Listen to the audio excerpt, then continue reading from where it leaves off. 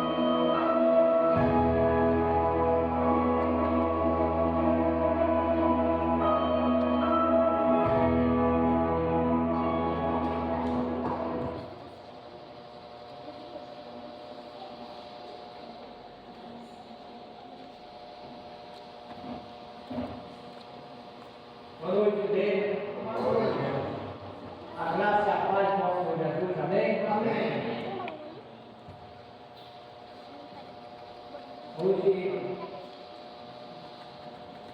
o culto hoje já começou. Já foi cantado louvor ao Senhor. É o culto melhor para Deus. É louvar a Deus. Amém? Mas hoje tem uma programação um pouquinho diferente. Eu vou passar para o irmão para ele. Eu cheguei hoje no acampamento e eu queria compartilhar com os irmãos algumas coisas que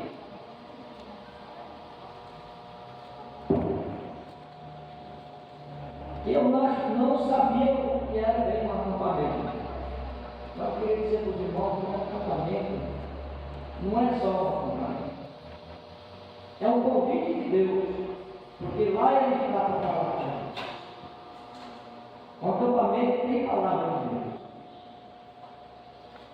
E foi muito bom. Saí de casa sexta-feira e a gente voltou hoje. Muito bom. Eu queria deixar os irmãos, é um convite. Quando virar o acampamento, os homens dessa congregação inteira vão ver esse acampamento. Porque você chega lá, você não vai voltar o mesmo. Amém, irmão? Eu vou para os irmãos que abrem suas Bíblias. Mateus número 14. Você rápido. Está lendo 22. Até o 32. Amém? 14, versículo 22. 22 até o 32. Amém? Logo depois, Jesus ordenou aos discípulos que subissem no barco e fossem na frente para o lado oeste do lago. Enquanto ele mandava o povo embora, depois de mandar o povo embora, Jesus subiu um monte a fim de orar sozinho. Quando chegou a noite, ele estava ali, sozinho, naquele monte. Naquele momento, o barco já estava no meio do lago, e as ondas batiam com força no barco, porque o vento soprava contra ele. Já de manhã, de madrugada, entre as 3 e as 6 horas, Jesus foi até lá, andando em cima da água. Quando os discípulos viram Jesus andando em cima da água, ficaram apavorados e exclamaram: é um fantasma! E gritaram de medo. Nesse instante, Jesus disse: coragem, sou eu, não tenha medo. Então Pedro disse: se é o Senhor mesmo, mande que eu vá andando em cima da água até onde o Senhor está. Venha, respondeu Jesus. Pedro saiu do barco e começou a andar em cima da água, em direção a Jesus. Porém, quando sentiu a força do vento, ficou com medo e começou a afundar. Então gritou: socorro, Senhor! Imediatamente Jesus estendeu a mão segurou Pedro e disse: como é pequena a sua fé, porque você duvidou. Então os dois subiram no barco e o vento se acalmou. E os discípulos adoraram Jesus, dizendo: de fato, o Senhor é o Filho de Deus. Amém? Nesse texto aqui nós podemos aprender que Pedro, os discípulos de Jesus, tudo andaram com Jesus. Amém? E mas mesmo assim, nós temos em comum uma coisa que não é normal. Nós ficar admirados, ou apavorados, ou com medo dessa coisa, porque aconteceu com Pedro. Mas os irmãos, a pensão dos irmãos, poder com paciência, dizer que Pedro fez diferença. Pedro, ele tem uma história para contar. Quando ele chegou em casa, ele tinha uma história para contar. Ele escreveu a história dele. Por que ele escreveu a história dele? Porque ele foi e pediu, se fosse ele, o Senhor mesmo, fizesse que ele andasse naquela área. Pedro teve uma atitude. Ele andou, aonde os outros andaram em cima da água, não tiveram esse privilégio de andar dentro da água. Pedro andou. Então ele tem uma história, ele fez a história dele. O que é que eu quero dizer com isso? Todos nós temos uma história para nós fazer. Nós não podemos viver contando história dos outros. Deus chamou nós aqui para nós criar a nossa história, nós criar a nossa comunhão com Deus, andar com Ele, para nós ter história para contar, boa, do encontro com Deus. Amém? Se Pedro não tivesse feito a história dele, ele chegava simplesmente a alguém fantasma dentro da água. Ele não, ele criou a história. Irmão, Deus não chamou nós para ficar no banco sentado. Irmão, por que eu digo isso? Eu achava que o acampamento era só acampamento. Mas hoje tem uma história para me contar do acampamento. Porque eu criei minha história. E eu quero deixar esse convite para os irmãos. O que tiver na igreja, vamos participar. Vamos ter a coragem do povo. Vamos se queimar. Porque nós temos tantas peças. Pastor vem lá do Santo André. Por que ele vem aqui? Porque Deus está conosco. Irmão, vem um pastor desse equipamento de Pernambuco. Está mudando. Irmão, ele veio porque ele quis ir, porque ele é bonzinho? Não, porque ele é obediente à palavra. Ele veio mais uma história que ele veio fazer. Para ele chegar lá no Pernambuco, ele tem uma história para contar. Irmão, se nós não se levantar dos bancos, nós não criamos comunhão com Deus, para nós contar acontecer que Deus faz na nossa vida. Eu aprendi isso, irmão. Nesses 3 dias, foi 3 dias de bênção. E eu acredito que Deus chamou nós foi para ser bênção. Não foi só para estar sentado no banco. Eu achava que estar sentado no banco todo domingo, toda quarta-feira, é ser crente, não é não? Mas não é.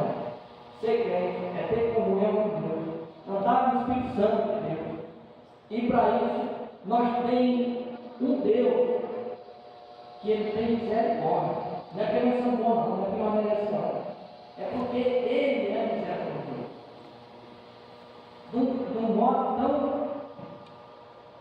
Eu não tenho palavra de se cortar o Espírito Santo do nosso corpo, palavra do nosso. Isso é misericórdia. Não é que nós somos bons, não. Amém? Está orando ao Senhor. Senhor Deus, nosso Pai. Pai, obrigado, Pai. Porque o Senhor me deu a oportunidade, Senhor Deus, de reconhecer, Senhor Deus, que eu não tenho feito nada, Pai, para Ti, Senhor.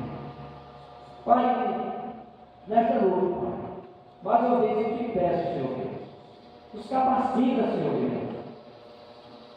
Pai, eu sou tão pequeno, Senhor Deus. Uma Pedro também era pequeno, Senhor Deus. Pedro era apenas um pescador, Senhor Deus. A tua palavra diz que ele era só um pescador. Mas o Senhor fez grande homem. Porque o Senhor não está atrás de letrado, não.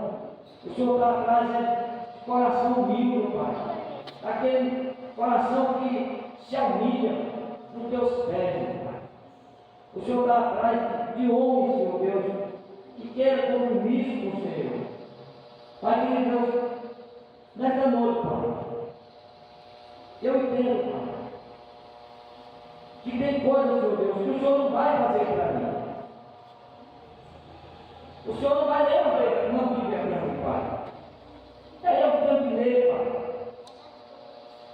O Senhor não vai orar para mim, Pai. É eu que tenho que orar, Senhor. Pai, tem uma atitude, Pai, na minha vida que eu tenho que tomar, Senhor. E só o Senhor vai me ajudar, Pai. Só o Senhor vai me capacitar, Pai. Uma ameaça toda a tua igreja nesse local, Pai. Que o Senhor fale no coração de cada um aqui, Pai, nesta noite, Pai. E capacita, Senhor Deus. Porque nós todos, Pai, temos capacidade, Senhor Deus, de te servir, Pai. Mas nós queremos, Pai.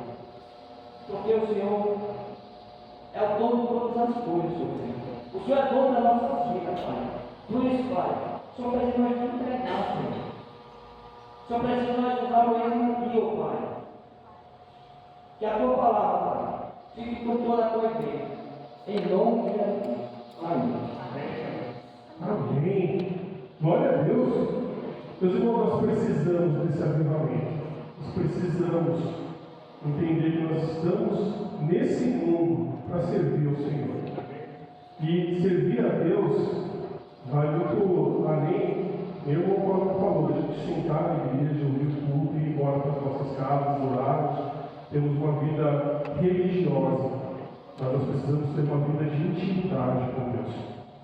Para quando chegarem os momentos de luta, quando chegarem aqueles momentos difíceis, a gente conseguir ainda assim louvar, independente das circunstâncias que nós estamos vivendo. Convido os irmãos para ficarmos de pé, vamos cantar, vamos louvar o Senhor, independente das circunstâncias que você está vivendo nesse momento.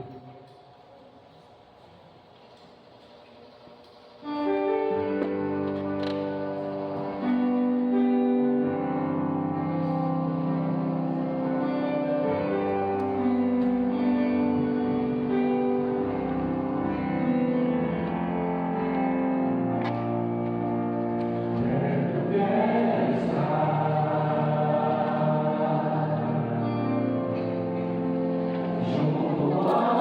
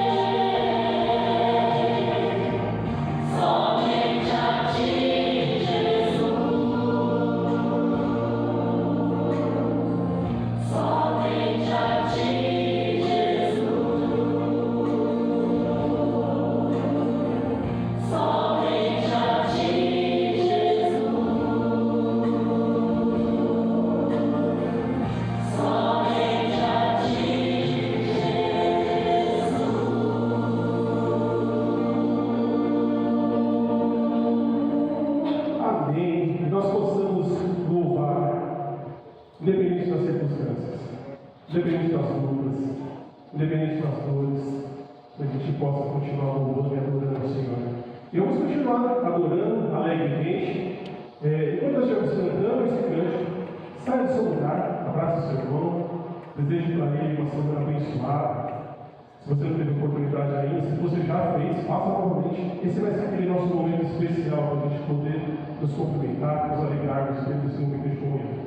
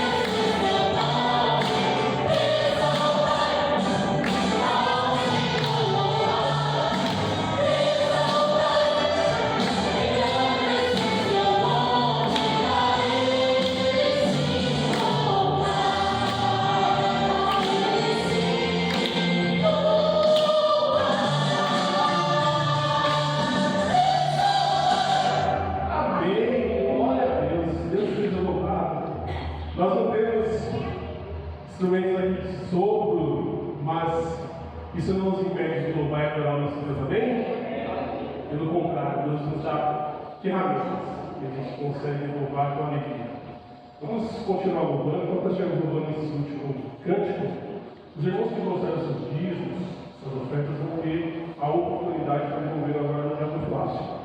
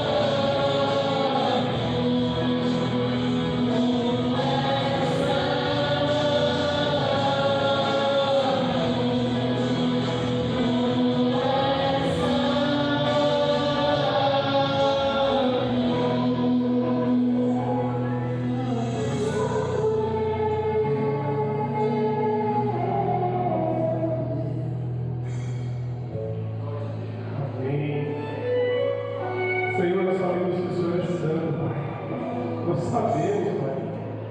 E nós precisamos, Pai, reconhecer o quanto o Senhor é santo. Nós precisamos declarar o quanto o Senhor é santo, Pai.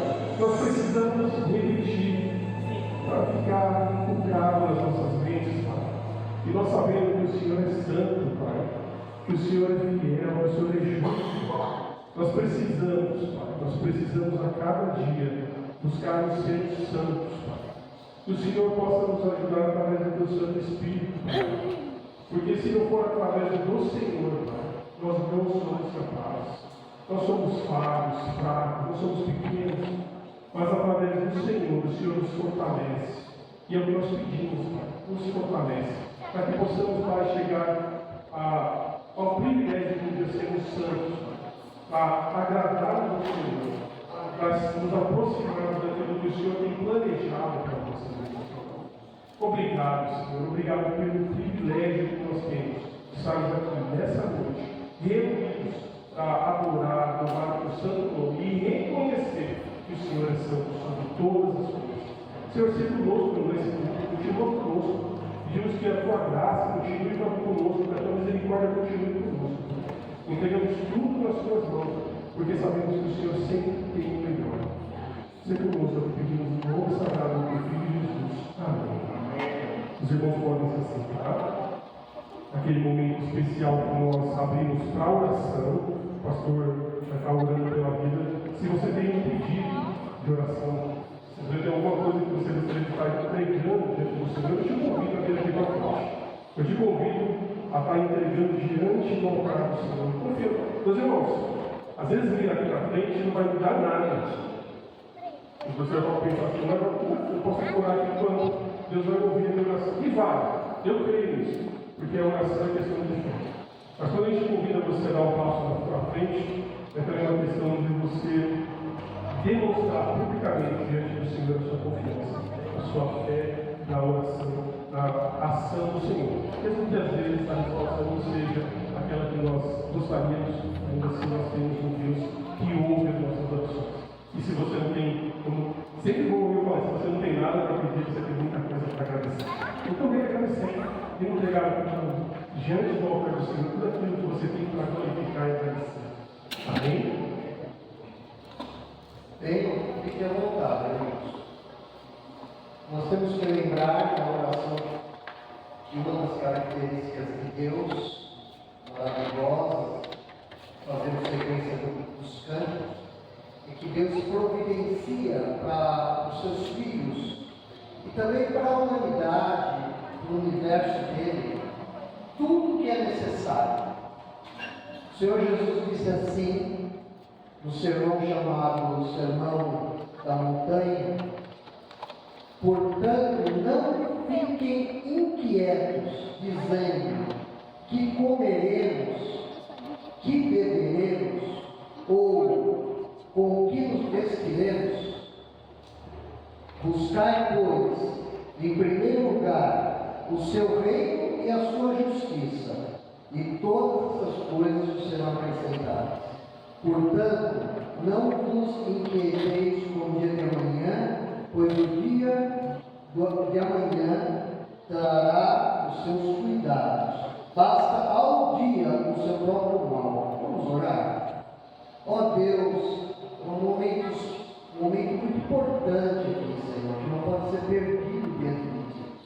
É um momento, Senhor, em que nos levantamos, ó Pai, e manifestamos, ó Pai, um desejo muito grande que o Senhor cuide, Senhor, de uma situação, de alguém, Pai, de um parente, de um irmão, de um amigo, Senhor, de uma causa, Senhor, de algo da obra de Cristo, Senhor, de um alcance de missões, ó Pai. Ó Deus, estamos dentro de Ti. Pai, nós queremos, ó Pai, como igreja que se forma, confiar, ó Pai, a Ti, que o Senhor é competente para dar-nos muito mais, ó Senhor, do que nós merecemos. O Senhor é um Deus justo, ó Senhor, o Senhor é um Deus de provisão, é de amor, é de justiça, é de bondade. Pai, diante de Ti estão os motivos aqui representados. Senhor conhece tão bem, Senhor. Purifica o nosso coração. Nós realmente queremos agora entregar aqui as nossas provações, os nossos cuidados, Pai. Nós queremos colocar diante de Ti e não pegar de volta, Senhor. Nós precisamos entregar a Ti. Entregamos a Ti, Senhor, agora a vida do Davi, Senhor, da família dele. Nós colocamos diante de Ti, Senhor, a vida da Carmen Lúcia, Senhor. Está para o Senhor zelar por esses motivos, Senhor. Ó Senhor, nós temos os motivos particulares de cada um. Motivos, ó Pai, que o Senhor sabe tão bem. Questões do lar, questões, ó Senhor Jesus, profissionais. Questões, ó Pai, que tem a ver com o compromisso com o Senhor. A luta para ficar firme na fé. Vai cuidando de tudo, Pai. Cuida, Senhor, da Dona Nazaré, Senhor, abençoa a vida dela. Cuida da vida do nosso amigo Marcos, lá em Santo André, Senhor. Ele precisa tanto do Senhor. Vá zelando por ele, Senhor, por favor. Em nome de Jesus, Senhor.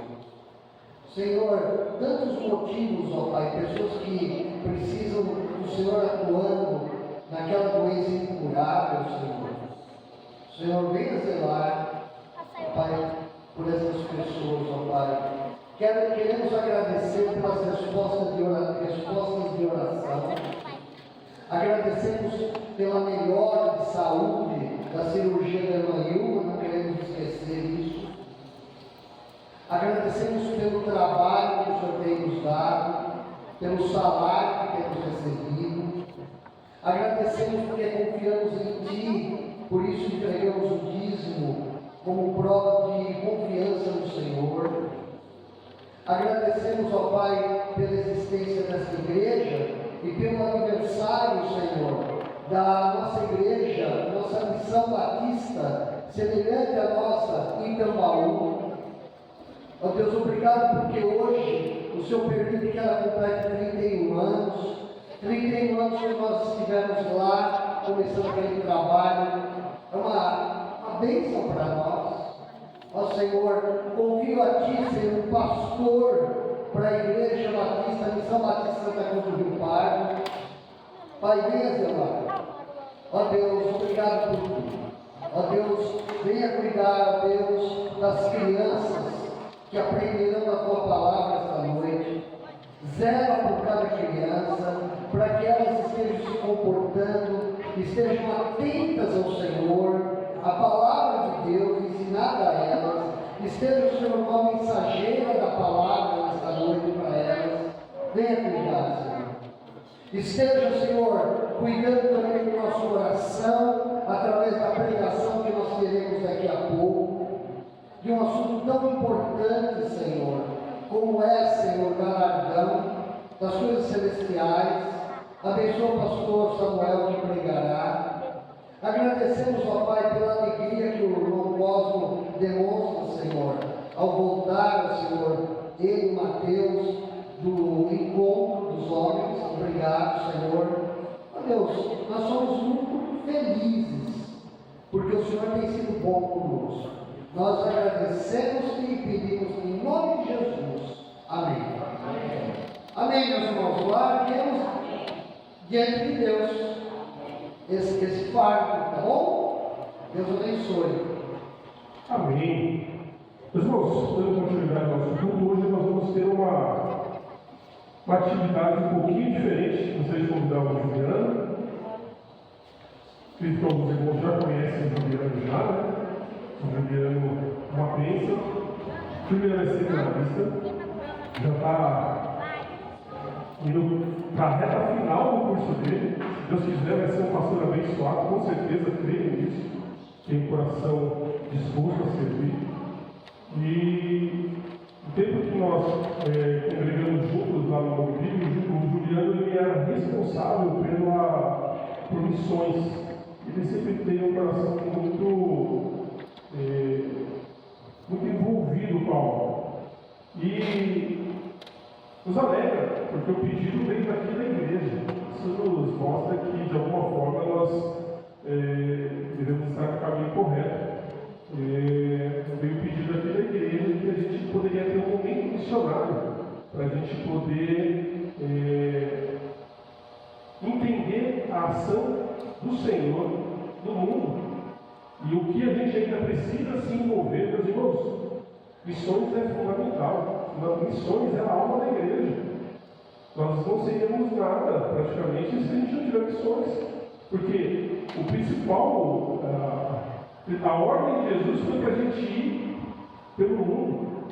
E às vezes a gente pensa que tem que ir muito longe, mas a nossa missão hoje, de cada um aqui, está aqui no mar. Nós já temos missões aqui. Mas o Juliano não vai compartilhar no Rio do Livro, ele vai compartilhar no Pouco Além. Veio isso, né? Não sei, vocês aqui que o Juliano vai compartilhar com a gente. Depois ele vai falar justamente do Rio Comprido. Mas o Juliano é uma bênção e ele vai estar dando uma palavra para a gente agora falando sobre isso.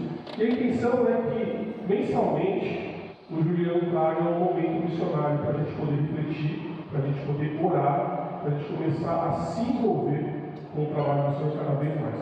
Amém? Vamos estar orando pela vida do Juliano? Senhor meu Deus, Pai Celestial, te louvamos, te agradecemos, Pai, porque o Senhor tem sido bom e generoso, Pai. Te agradecemos, Pai, porque o Teu Santo Espírito tem agido, Pai, no nosso meio. E tem nos colocado, Senhor, assuntos e situações que são importantes para que possamos crescer na fé. Pai, te louvamos porque, através do Teu Santo Espírito, isso começou a se tornar uma necessidade para nós aqui, Pai. E te louvamos, Pai, porque o Senhor colocou no coração do Juliano, Pai, dele aceitar o nosso convite, aceitar o desafio de estar aqui, Pai, louvando, reconhecendo que o Senhor é Deus sobre todas as coisas e nos colocando, Pai, a par de tudo que tem acontecido no mundo de missões, Pai. Tudo aquilo que nós devemos mudar nas nossas vidas também, Pai, para que possamos ser missionários, Pai, porque nós somos chamados para sermos missionários, Pai.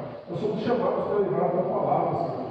Às vezes para o vizinho, para o amigo da escola, para o amigo do trabalho, nós somos convocados pelo Senhor para isso. E que, através desses momentos, Pai, possamos nos sentir animados, como um propósito, nessa alegria de conseguir compartilhar com o mundo tudo aquilo que nós temos vivido, todas as graças que nós temos recebido do Senhor, e mostrar ao mundo o Deus amoroso que nós temos de servir.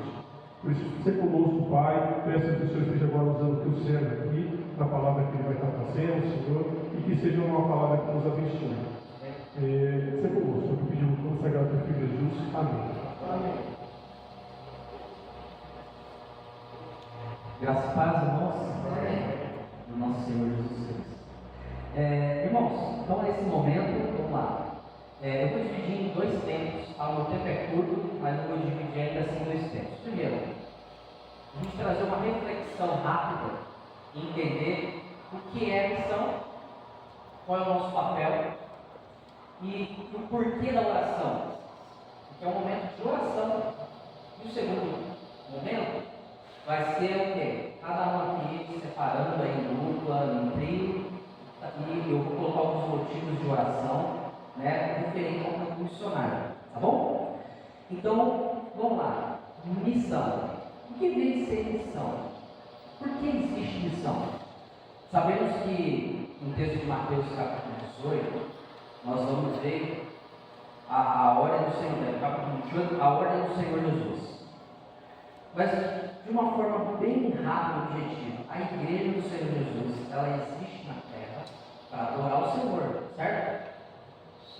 Esse é o objetivo.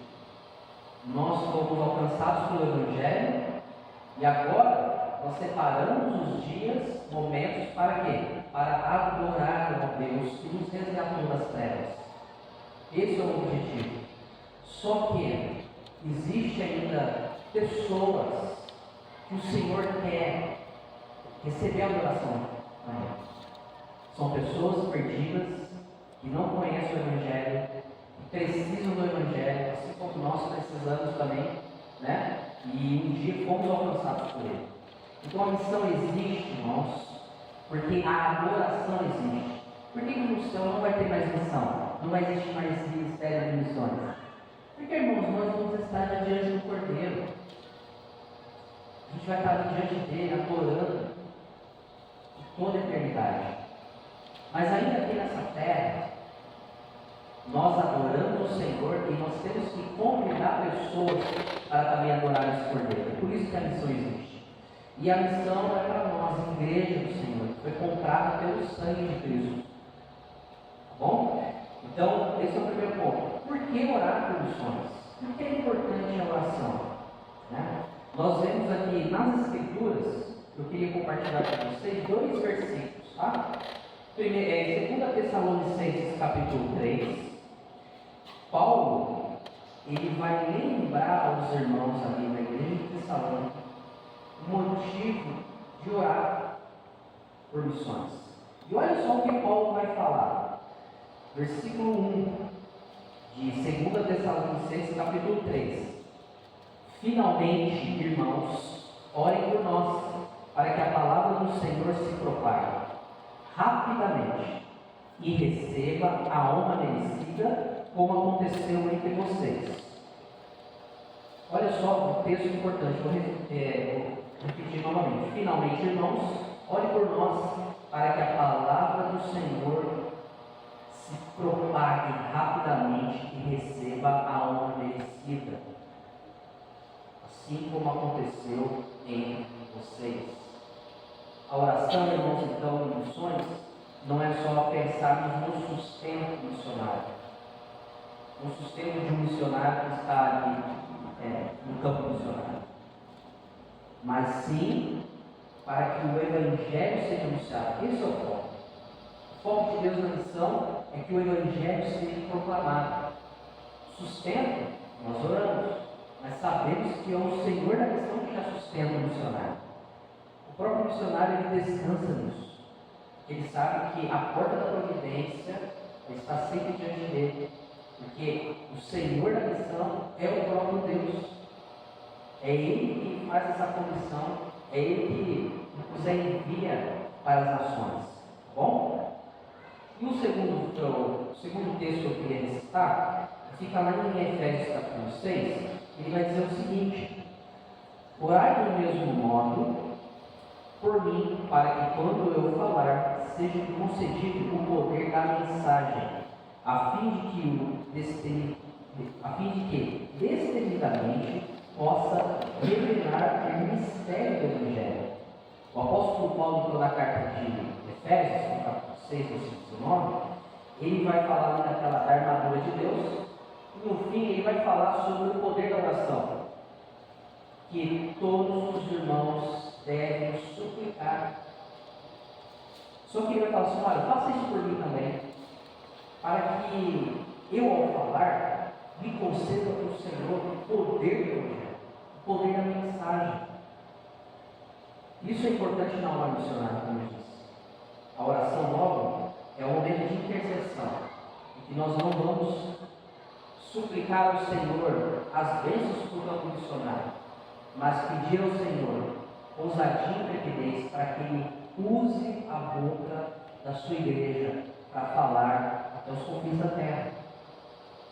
Se vocês estiverem lembrados lá em Atos capítulo 1, versículo 8, que Jesus vai dizer para os discípulos, né? Desceria o poder sobre vós, vocês vão ser minha testemunha. Jerusalém, Samaria, Judeia e até os confins da terra. Para pensar de forma geográfica. Qual é a sua Jerusalém hoje? Qual é a Jerusalém hoje da Igreja Batista? Rio Comprido. Né? É no contexto que nós estamos falando aqui. Assim Jesus estava falando para os discípulos: olha, sejam testemunhas em Jerusalém. Mas depois de vocês serem testemunhas em Jerusalém, vão além. Né? Passem as fronteiras. Às vezes a gente acha que a vida missionária é só para aquela pessoa que tem um chamado transcultural, né? Você missionário na África. Não. O chamado, irmãos, é a partir do momento que você crê nisso. Todos nós somos missionários. Você é missionário cuidando do seu lar, cuidando do seu filho, né? O marido cuidando da esposa, a esposa cuidando da família, junto com o marido. Você é um missionário na escola, no seu trabalho, no trânsito, qualquer lugar. Então você já é missionário, você já é comissionário, Você não precisa falar assim, poxa, para mim ser um missionário, será que eu tenho que sair fora do país? Não, né? O Senhor já chamou para ser testemunha aqui do cumprido, é no seu contexto. Tá? Então são essas duas palavras que eu gostaria de compartilhar com os irmãos sobre missões. E agora a gente vai separar um momento para orar. Tá? Então eu gostaria que os irmãos aí, em dupla ou em trio, por favor, se juntem. Eu vou colocar aqui 2 pedidos. Tá bom? O primeiro deles é que o Senhor use os nossos lábios, aqui mesmo, no nosso bairro, na nossa cidade, na nossa Jerusalém. Então, para que o Senhor use a minha vida para proclamar o Evangelho. Tá? Meu segundo pedido, irmãos, é para os missionários. Missionários esses que já estão no campo missionário, né? E tiveram sim um momento de separar ali, o próprio Deus separando essa família, um casal ou um indivíduo para fazer a missão em tempo integral. Então, nós devemos pedir ao Senhor para que o Senhor use a vida desses irmãos, dessas irmãs, dessas famílias missionárias, para proclamar o Evangelho também, para aonde quer que eles estejam, seja no Nordeste, seja no Sul, né? Nos cantos do nosso país e nos 4 cantos do nosso planeta. Bem? Vamos ter um momentinho? E aí depois eu vou encerrar também com uma oração coletiva, tá bom? Vamos separar pelo menos uns 5 minutinhos aí para estar orando, por isso?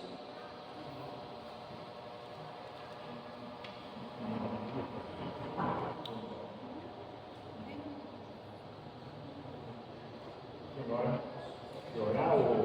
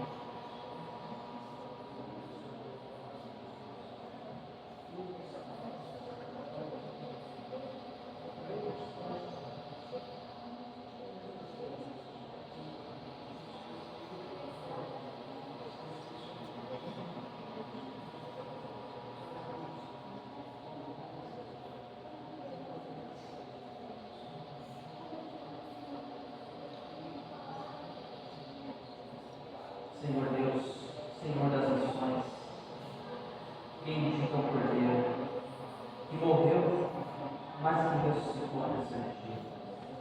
Nós rendemos glórias e honras a Ti, ó Cordeiro de Deus, o Senhor que está sentado às destra do Pai, o Senhor que virá com poder e glória e majestade, o Senhor que virá para enxugar as lágrimas da tua igreja, consolará a tua igreja com a tua presença.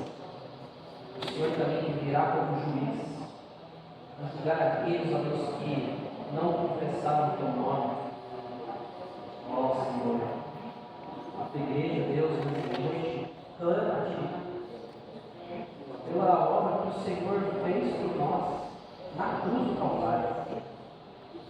Desde então o Senhor nos chamou, Senhor, para essa missão, proclamar o Evangelho às nações, sermos testemunhas, fazermos discípulos, obedecermos a Deus, a esse mandato, Deus.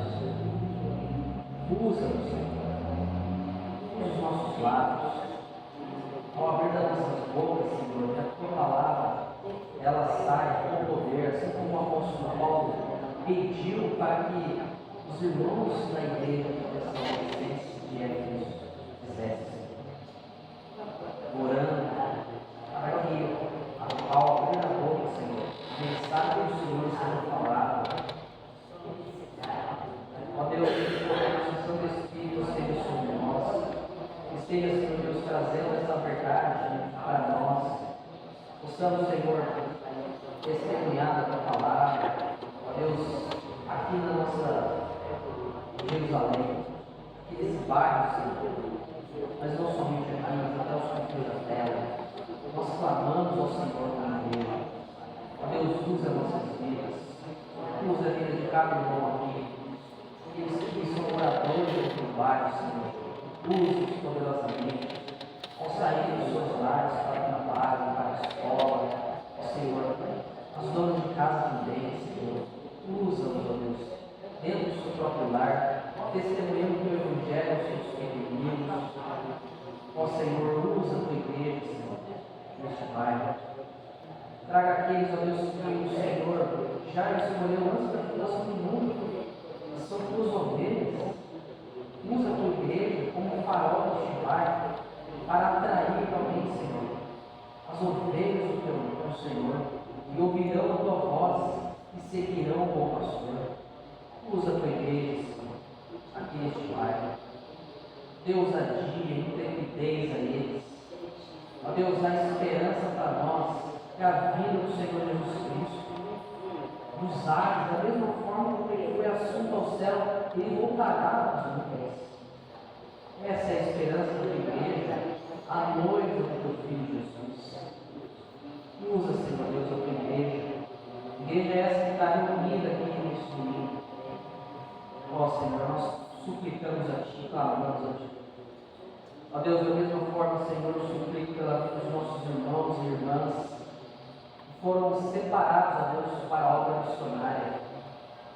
Muitos deles estão dirigindo projetos missionários, seja como plantadores de igreja, revitalização, ó Deus, com um objetivo bem claro, a proclamação do Evangelho. E da mesma forma, o Senhor vem dar sabedoria a essas pessoas. Ó Senhor, seja aqui no nosso país, seja, Deus, no nosso planeta, irmãos e irmãs que estão, Senhor, também separando momentos para adorar a Ti. Ó Deus, usa a vida de cada um deles, dando sabedoria, dando direcionamento, ousadia e intrepidez que é do Santo Espírito, Senhor, para a vida desses irmãos e irmãs. Sabemos que o Senhor, Pai, cuida deles.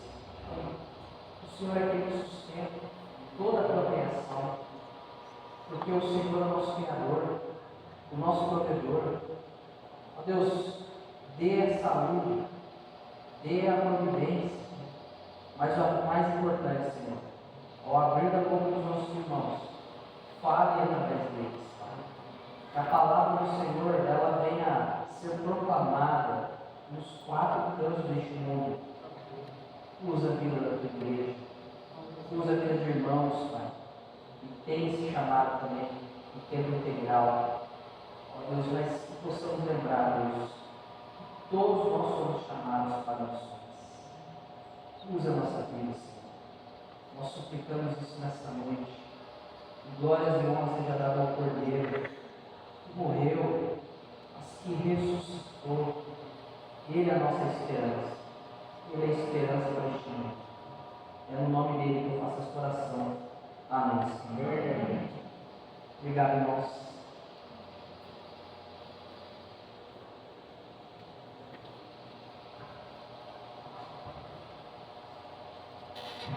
Pastor?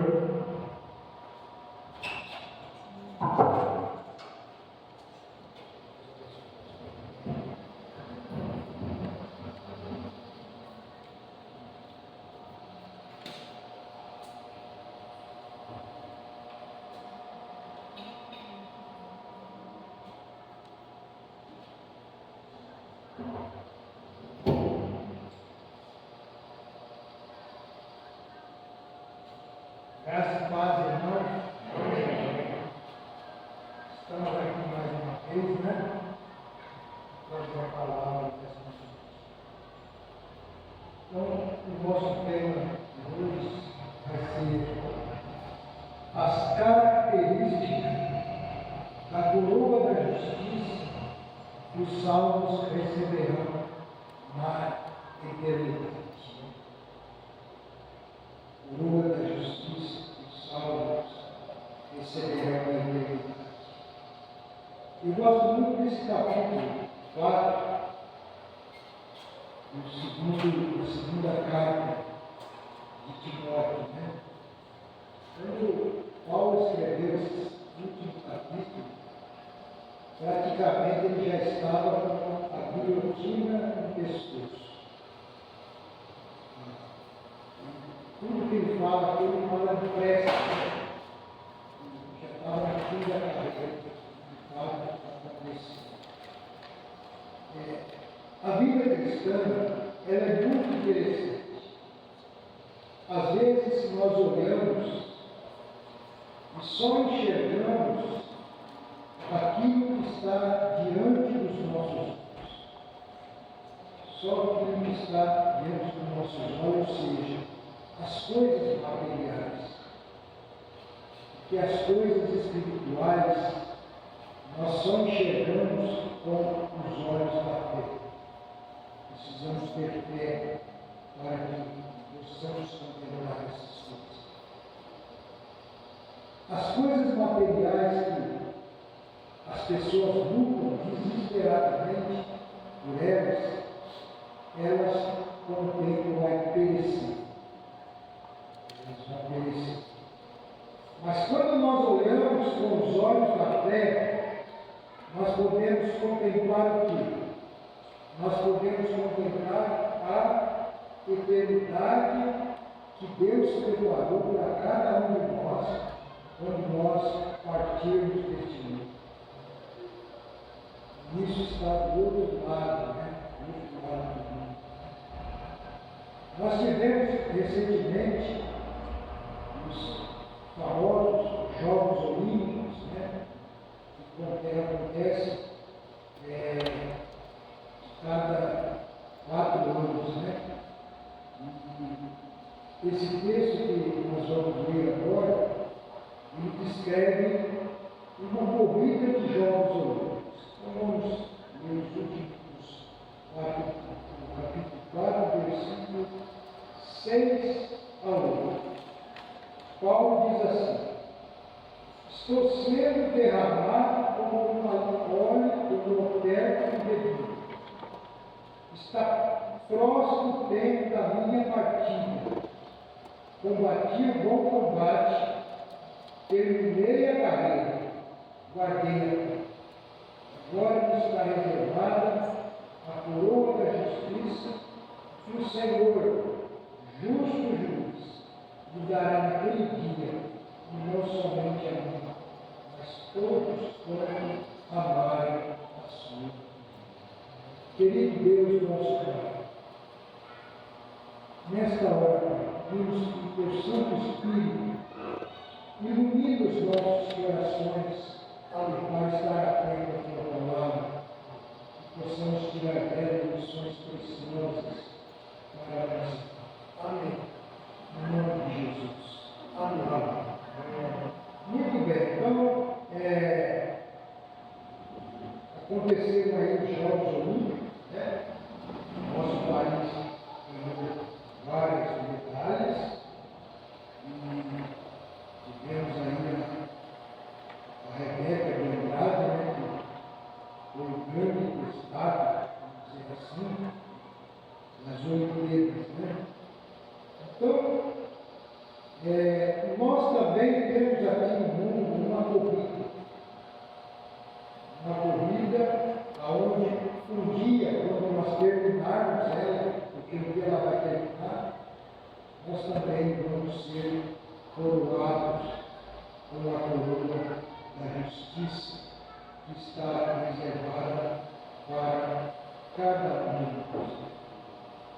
E nesse trecho que nós vemos aqui, trata-se de alguns vocábulos, vamos dizer assim, usados pelo apóstolo. Então, o primeiro dele aqui ele fala assim: procure viver comigo depressa. Depressa, o tempo de Paulo estava terminando. Então ele fala para Timóteo, né? Vive depressa. A primeira característica de um atleta cristão, terminei a carreira. Todos nós um dia vamos terminar a nossa carreira. Recentemente eu perdi um colega, pastor, morreu com 58 anos. Quando eu recebi a notícia, foi um choque, né? Porque meu irmão foi partido para ele. Ele está agora preparado para receber o coroa da vida. Então, a coroa, a vida cristã, ela não é diferente de uma corrida de Jogos Olímpicos. Primeiro, no primeiro versículo ele diz assim: eu conjuro, imploro e encorajo vocês a permanecerem firmes na vocação que vocês foram chamados. Se você quiser receber essa coroa que Deus preparou para você tem que permanecer firme na vocação que você foi chamado. Quando Paulo fala eu conjuro, ele está dizendo assim: eu imploro para vocês.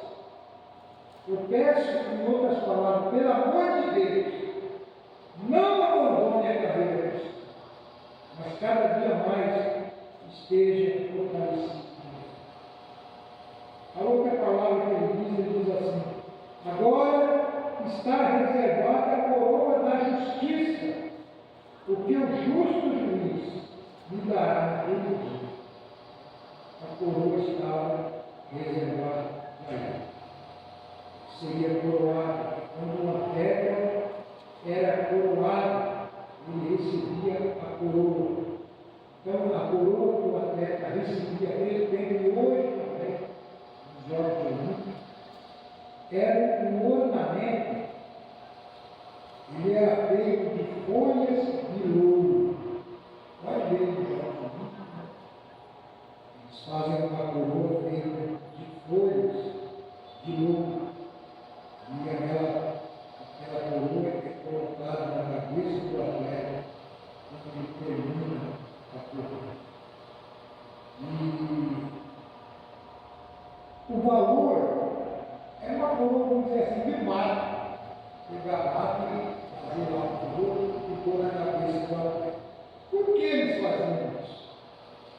Porque o valor não está na coroa que ele recebeu. O valor estava na corrida do atleta. O atleta correu até o fim.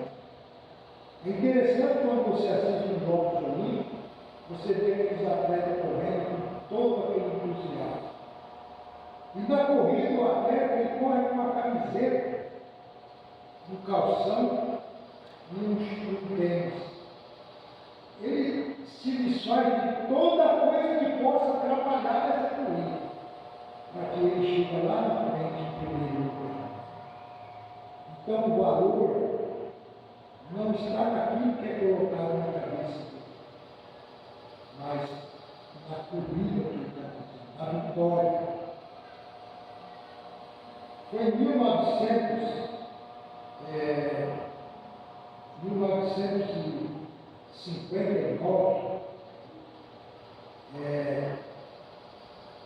eu estava na escola, no grupo escolar, e eu passei o segundo para o terceiro ano, no primeiro lugar.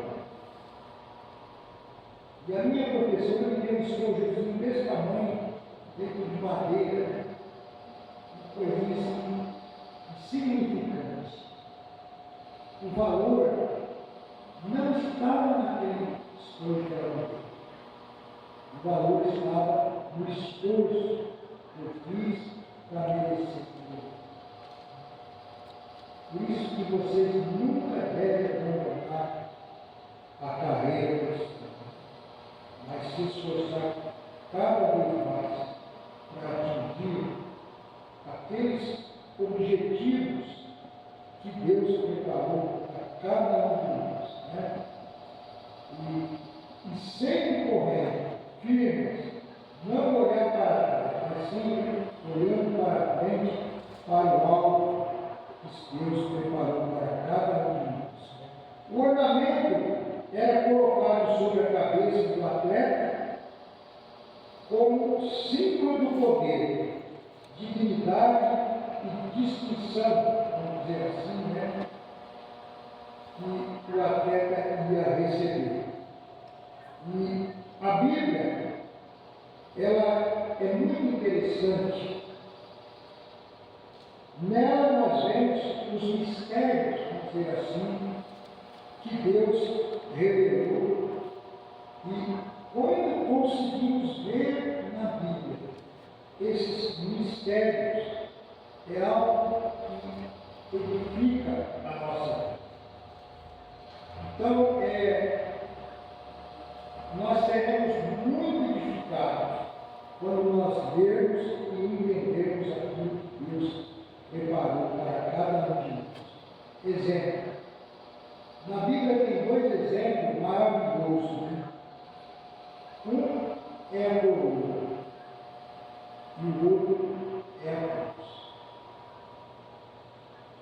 Sobre a cruz tem até hinos que nós cantamos, né? A vergonha da cruz.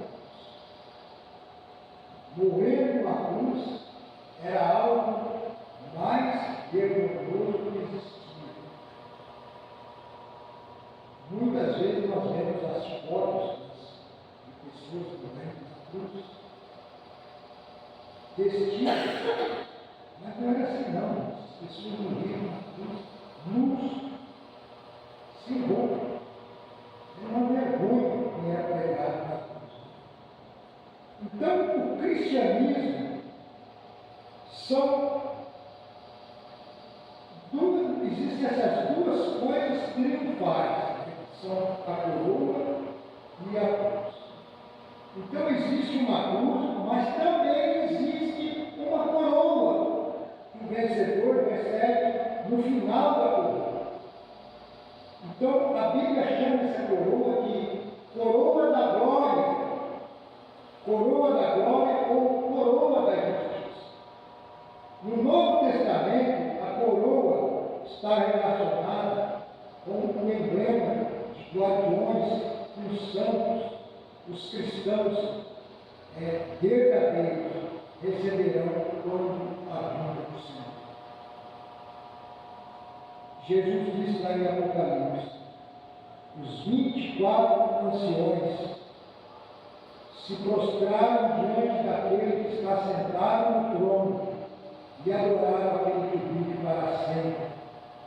Eles lançaram as suas coroas diante do trono e dizem: Senhor, é Deus nosso, és digno de receber a glória, a honra e o poder, porque criaste todas as coisas,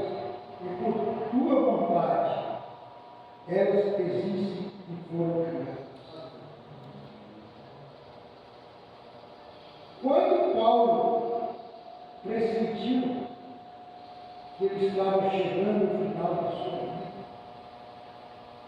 estava chegando no final da vida, ele falou sobre a coroa.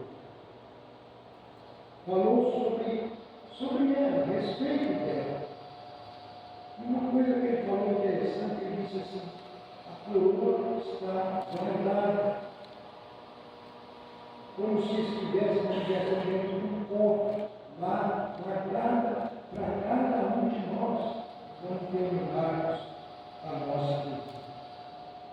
Quando os santos receberão, eles foram coroados pelo Senhor Jesus Cristo, como o seu valente exército.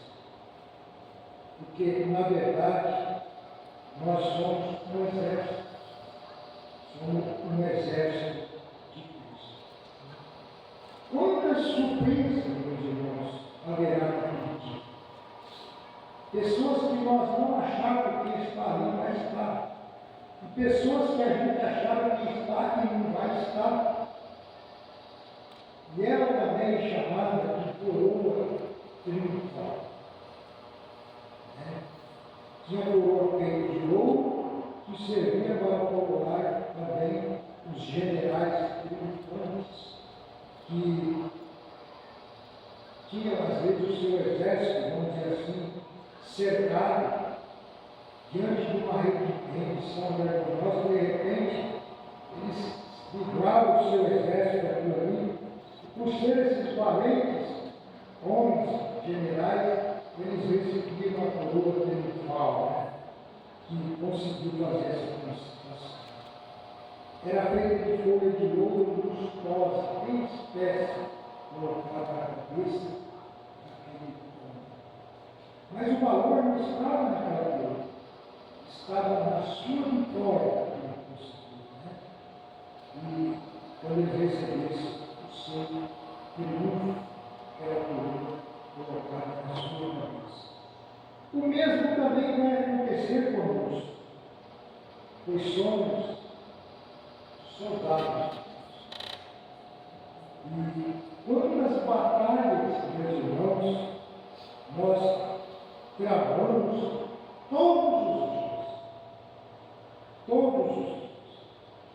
Quantas vezes nós furamos os cercos da remissão vergonhosa? Nós tivemos aqui agora um desafio de colocar na igreja de nós o evangelismo desse bairro. Esse bairro é um bairro que carece da pregação da palavra de Deus. Esse bairro de Deus deve ser levado. É uma batalha muito forte que nós precisamos fazer porque somos soldados de Deus. Quando temos diante de nós as muralhas, quantas muralhas vão surgir nas nossas vidas?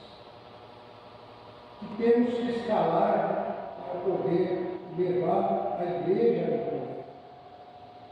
Talvez você que está aqui esta noite está lutando para tentar escalar a muralha da sua vida. Talvez você tenha lutado muitas vezes. Às vezes você pensa em desanimar, mas não faça isso. Continue lutando. Lute através das suas orações e você terá a sua vitória. Quando nós temos diante de nós essas muralhas que nós lutamos para poder escalar. E é importante que nós nunca desanimemos a nossa vida. Às vezes essa batalha está dentro da nossa casa, está lá dentro da nossa casa. E nós lutamos para tentar escalar essas muralhas, né? E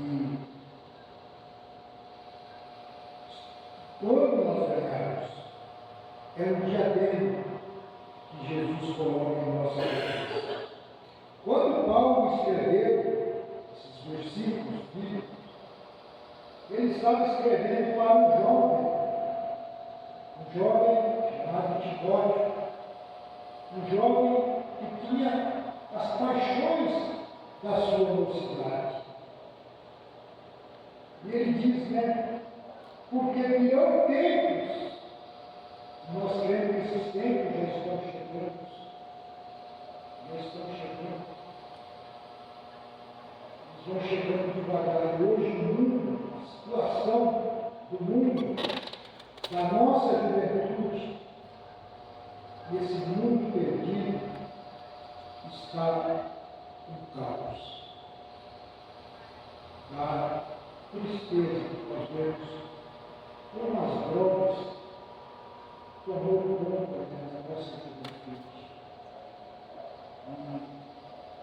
O inimigo tem coroado a nossa juventude com essa coroa da vergonha, tanta coisa que nós vemos errar. Então a igreja, ela precisa tirar essa coroa da vergonha, colocar na cabeça desse jovem a coroa da justiça, a coroa da paz. Tem muita gente fazendo isso, trabalhando, evangelizando, para que esse evangelho se complete na vida desses jovens. A segunda característica da coroa da justiça, a coroa de Cristo. Antes deles crucificarem Jesus, colocaram na cabeça dele uma coroa. Os soldados teceram a coroa de espinho e puseram na cabeça de Jesus. João 19.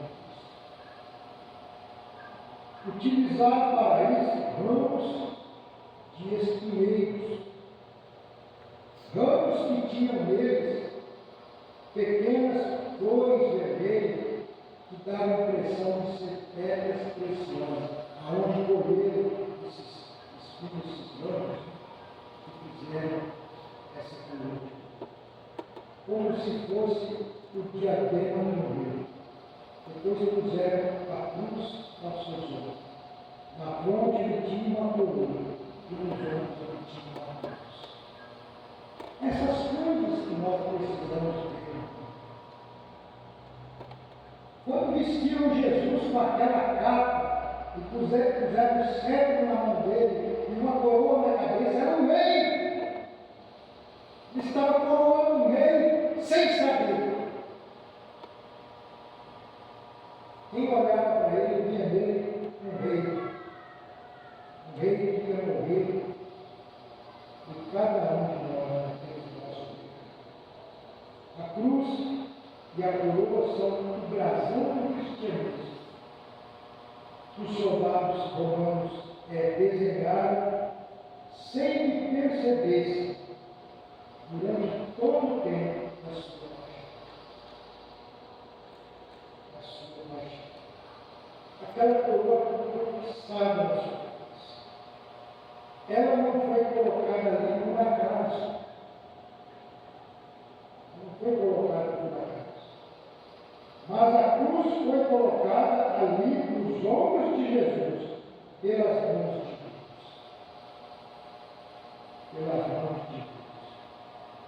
Ele foi pregado na cruz, com uma coroa na cabeça, a coroa de triunfante. Nenhuma religião desse mundo tem algo de nobreza como o cristianismo. Nenhuma. A cruz simboliza sofrimento. Até hoje, quando se estuda sobre a cruz, as pessoas que olham na vida o sofrimento pelo qual Jesus passou, cada um de nós. Se hoje nós estamos aqui, aguardando receber a coroa da glória, alguém pagou o preço por nós. E esse alguém foi Jesus. E esse alguém foi eu. Porque existe a coroa, veja bem, a coroa sempre foi para premiar atletas vitoriosos. A cruz, sozinha como emblema do cristianismo, não diz tudo, porque diz apenas que o cristianismo é puro.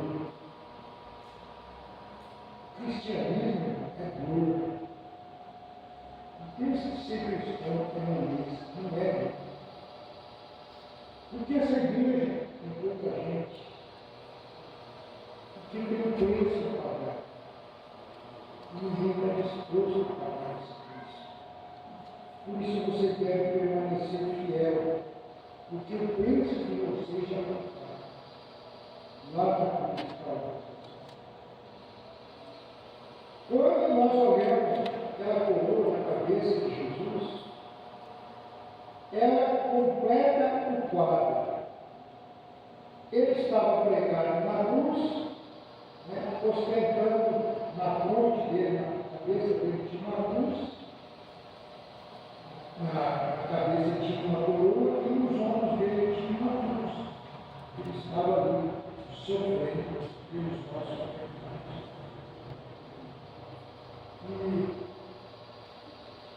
E era uma coroa de espinhos, chamada de a coroa da vitória.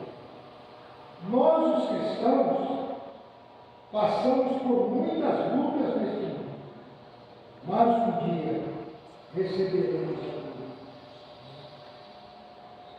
Jesus disse: se alguém quiser acompanhar-me, negue-se a si mesmo, toma a sua cruz e siga. Marcos 16. Se alguém quiser me acompanhar, toma a sua cruz e siga. Se alguém quiser me acompanhar, toma a sua cruz. O que quer dizer isso? Isso quer dizer uma renúncia.